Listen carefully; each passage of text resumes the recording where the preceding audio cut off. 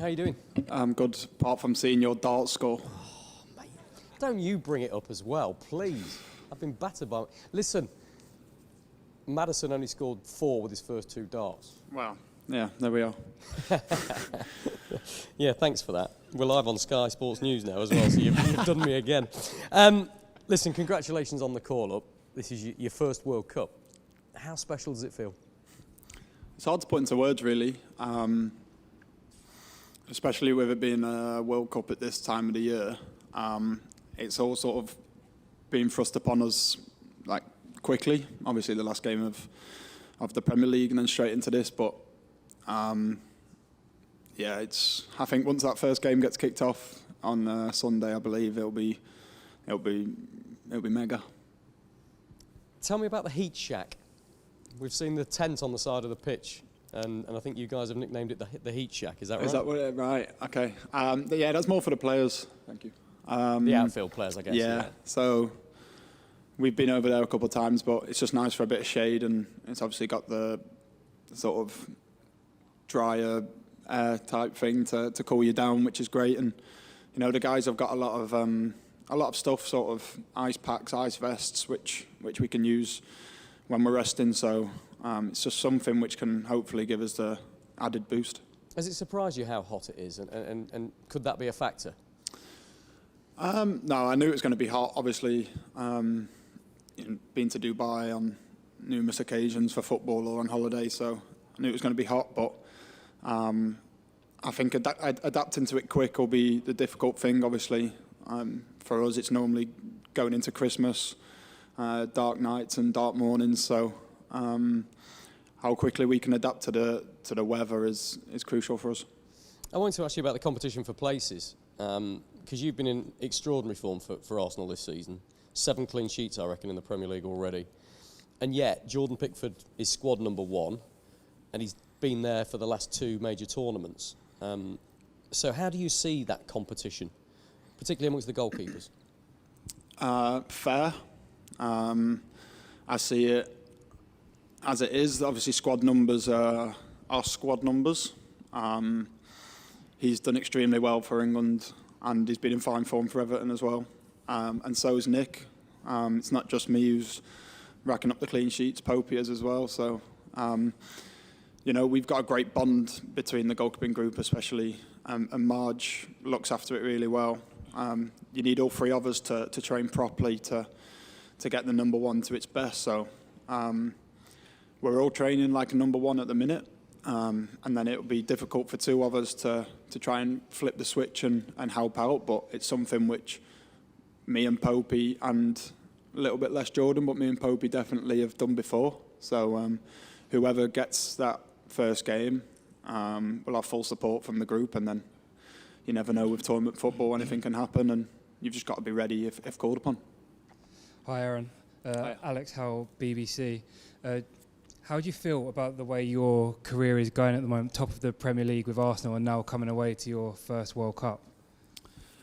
Yeah, obviously there's times where you have them pinch yourself moments, and you speak to my mum and dad or my missus, and you know it's a really good place to be in, especially after the first few years of my career, learning my trade in difficult situations, sort of getting writ off and whatnot. So it's really enjoyable at the minute, and it's sort of that hard work you reap your rewards for. And I'm here now, and that doesn't mean anything, to be fair. So I've got to try and keep going to either get into the team and stay here. How would you look back on those hard times now? Does it make all those times worth it? Yeah, 100%. I've learned so much in terms of different experiences, you know. I'm now learning the side of the game of being towards the top of the table, playing in bigger games, playing in Europe, being in the England squad. But these tough moments where, you know, certain people have a different outlook, and I've been able to see from the other side. It's a game of football, so I've been able to live my life as well. I think if I was too emotionally involved with the football, I'd have struggled to mentally carry on. So it's something which I really needed. I wouldn't have liked to have happened twice, but it did. But yeah, now I'm sitting here and I have sort of that strong backbone, which fundamentally is my base.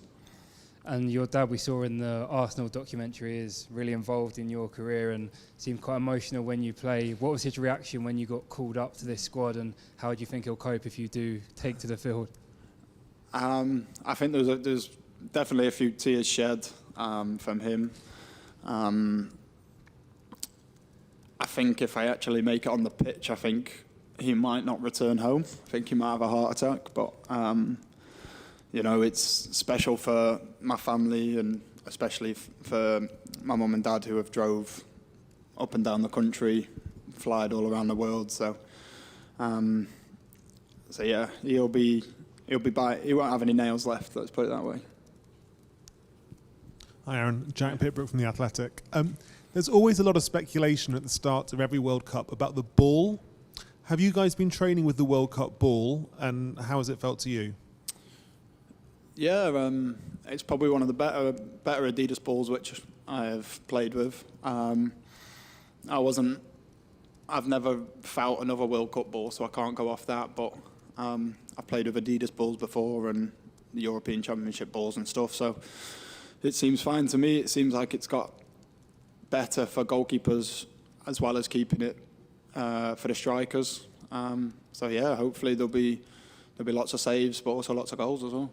Have Marge or Gareth or anyone said anything to you about issues that have happened with previous balls like the Jabulani in 2010? No. That's obviously in the past, and everything changes now. So we trained with it a couple camps ago, so we got used to it then. And then, obviously, being with Arsenal, being Adidas, we've had time to test it as well for FIFA. So I've had quite a lot of exposure to the football.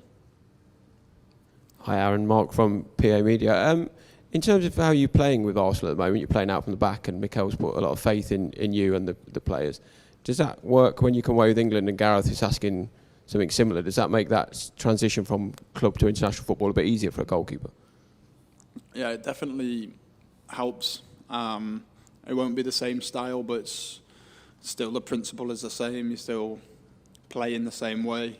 It was definitely a lot more difficult when I was younger, playing for when I coming through the academy at Sheffield United in League One, playing longer, and then coming to the youth ages at England, and you have to play out. That's a lot more difficult. But what's great now is all three goalkeepers are playing, and the other two might not play to the extent which Arsenal do, but they're all asked to play out. So when we come here, it is easier to transition and work our way into the training week. I think it's fair to say 18 months ago when you went to the Euros, you maybe just squeaked into that squad. You'd just been relegated from the Premier League. Now, do you feel like a bona fide member of the squad? And is your mindset different now you come here as a member of a team that's 5 points clear at the top of the table? Yeah, I think so. I think I was, first of all, very fortunate to be in the Euros team anyway through an injury to Dean, which was unfortunate for him, but allowed me to go and experience it. And yeah, at that point, I just not felt like a spare part, but I was there to enable the team to carry on training with a full squad. And now you come here now and you're in the same sort of conversation of playing or not playing, and you definitely feel like, as you said, I cemented myself into the squad at this moment in time, and obviously that can get taken away as quickly as I got it, but at this World Cup I do feel like a strong member of the squad. Hi Aaron, James Ollie from ESPN. I just want to ask you about Bukayo Saka. After what he went through following the Euro final, you've obviously seen it for club and country, how he's processed that. Could you just talk a bit about how he's handled it from your perspective? Trying to find the right words. Impeccably, probably. the kid's a lovely boy. He has time for everyone. Works super hard throughout every week. Very, very rarely misses a training session, and he used all that motivation of criticism, but also more so the love which everyone gave him an extra boost. And don't forget, he had sort of the pressure of the whole football club on him last year. Sort of him and Emile Smith-Rowe were our two sort of main guys, and he's dealt with that. He's dealt with everything else, and he's thriving now. And I can't wait to see him take this stage and thriving over here.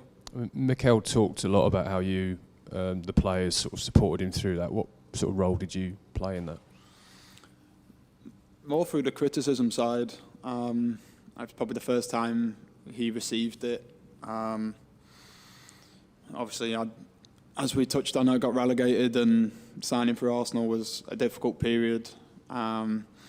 So I was able to sort of talk him through that, and also when we missed out on the top four, and he felt like it was all his fault because he couldn't provide for us. I was just able to help him reflect that the season before they finished 8th. This season we finished 5th, and if we go another step again, we'll be in the top 4. So it's that perspective of it's a game of football, and there's a lot more to it. It's obviously an awful thing for him to go through, but do you feel he's a stronger character sort of for it? Yeah, absolutely. There's no doubt about that. Off the pitch and on it, he's more a complete person. And just on a completely different topic, we're asking a few goalkeepers about how they got into it, growing up. Did you always want to be a goalkeeper, or did it choose you, or did you choose it? No, I wanted to get as much mud on my clothes as possible, so goalkeeping was that the way forward for me. And yeah, I played in goal, played outfield for school and stuff, and enjoyed it with my friends. But yeah, from 6, 7, I was a goalkeeper. Thanks very much. Thank you. Hello. Hiya. How are you? You were talking about the tough times and coming up through the leagues, yourself and Ben White now in an England World Cup squad. Can you talk us through those early moments of your career and sitting down and watching telly together, and what it means now to be in a World Cup squad? A lot of people have heard this story, but the details, please. I was just an 18-year-old kid who moved to Bournemouth on my own. His family are from around there, and luckily one of my friends from Bournemouth at the time went on loan to Newport with him. We became really close and spent Saturday nights out partying and Sunday afternoons watching movies at my flat in Bournemouth. So it started like that, and we went to sort of the same league at the same time, played against each other, and it's just one of them crazy things. You kind of feel like you'll lose touch with them people. You've only probably been with him for 3 years, and then I move, and he's at Brighton, and then somehow you're in the England squad together at the Euros.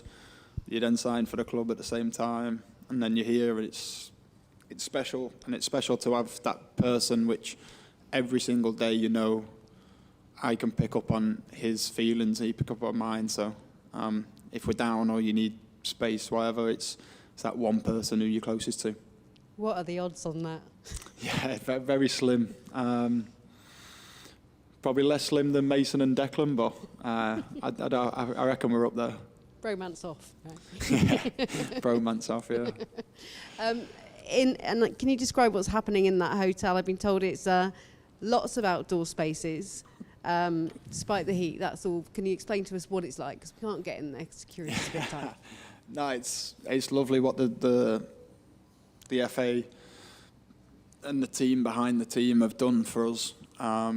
We've got a basketball net up which gets played a lot.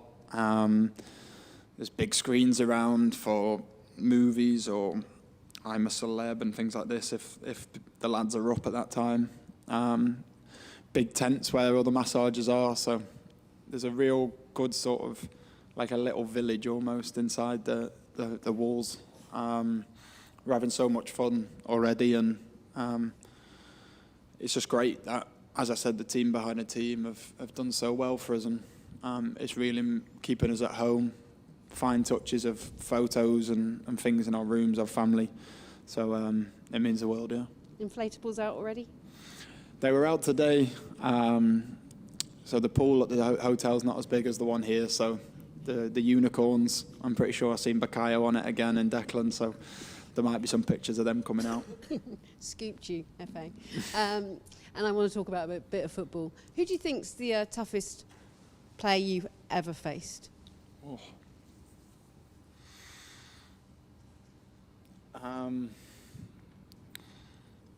I've always said Jamie Vardy I've hated playing against because he never gives up.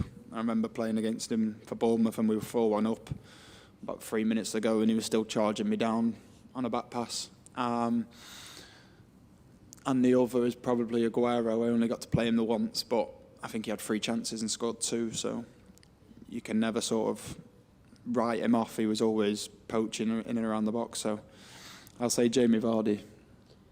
And we know Iran are incredibly tough defensively, probably have a good 5 at the back. So set pieces are going to be important. How are penalties going? We haven't done any with goalkeepers at the minute. We have something which is called a skills net where the corners are open at the moment. I think the lads are just working on sort of the technique. I think it can become detrimental if they're taking them against goalkeepers because we then start to know where they're going and we can start to gamble a little bit, especially when we don't want to get scored on all the time. So the later rounds, I think we'll start seeing them introduced into more pressurised ones with the goalkeepers. He's giving Harry the run for the money in terms of goal scoring abilities because I know there's a fear of being too reliant on him, but you're up against that whole strike force in England. How powerful are they? Very powerful. I think if you take the front 4 out and changed it with another front 4, I don't think the levels would drop at all. Of course, we need Harry to be scoring, but we also need 14 other players to hopefully chip in. Marcus has come back into the squad and looks a breath of fresh air, and Bakayo's carrying on his form. Everyone's got the bit between their teeth. So everyone wants to play that first game, so training is intense. Thank you very much. We'll take a few over here now. Jerry? Hi Aaron, Jerry Cox from Haters TV. Just want to go back to 2018. I believe you've been at Chesterfield on loan. I just wonder where you were watching the World Cup and what your reactions were when, say, Eric Dyer put that penalty away against Colombia and so on. So I was, it was the summer. Oh God. So it was the summer. So I was in Ayia Napa watching the first game at Lineker's bar with my friends. That was crazy because obviously Hate scored the last minute header. That was an eventful night. I watched one at a fan zone in Weymouth, and then the Colombia game I watched with, it was like the day before pre-season, so I was with my group of friends who me and Ben White know round their house, and yeah, as you can imagine, there was a lot of cheering in the front room, and I still get goosebumps now thinking I weren't even there, and it was a real special night. Hey Aaron, it's Joe Wardrop here from ITV News. I appreciate you and the rest of the squad were unlikely to enjoy a Budweiser at any of the stadiums, but is this a bit of a shame for the travelling fans, or is there more to football than beer? I think the fans will find some way of having a beer. I don't think you need to do it so much at the game. Hopefully, with them not being able to drink, we can perform on the pitch to give them that sort of excitement and buzz. But we also have to respect the rules and continue to work. So we'll put pressure on ourselves to entertain from the football pitch. I'm Pierre from newspaper L'Equipe. I got the feeling that since 6 months ago, England was one of the very favourites of the World Cup. No, it's not that clear because of the result of the League Nations. So I was wondering in which extent the recent result of England has affected the confidence of the squad. no confidence has been affected. If anything, it's given us more motivation. You know, you talk about teams coming to the World Cup for the first time in a long time, or added motivation for them to play England, but we've got added motivation to turn our form around and put them results behind us. So we're going into this with full of confidence, knowing how good we are. Hi Aaron, Joe from Sky News. You've come a long way from Chesterfield when I was interviewing you then. Arsenal top of the league. Is there an extra air of confidence with yourself and the other Arsenal members of the squad walking around, and has there been any banter between yourselves and some of the Manchester City players and others?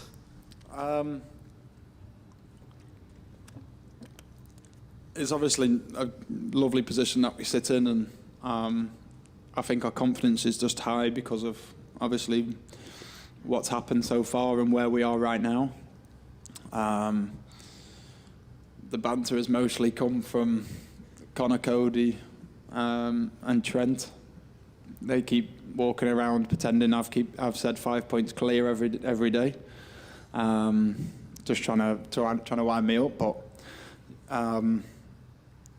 it is healthy at the minute, but no one's really thinking too much about it. Obviously, we're all training really hard, and I think the Premier League side of it's been put on the back burner, as you can imagine. But you know, the conversations about Premier League have died off, which I didn't think would happen as soon. But that's obviously good for the group that we're focusing on a run so quickly.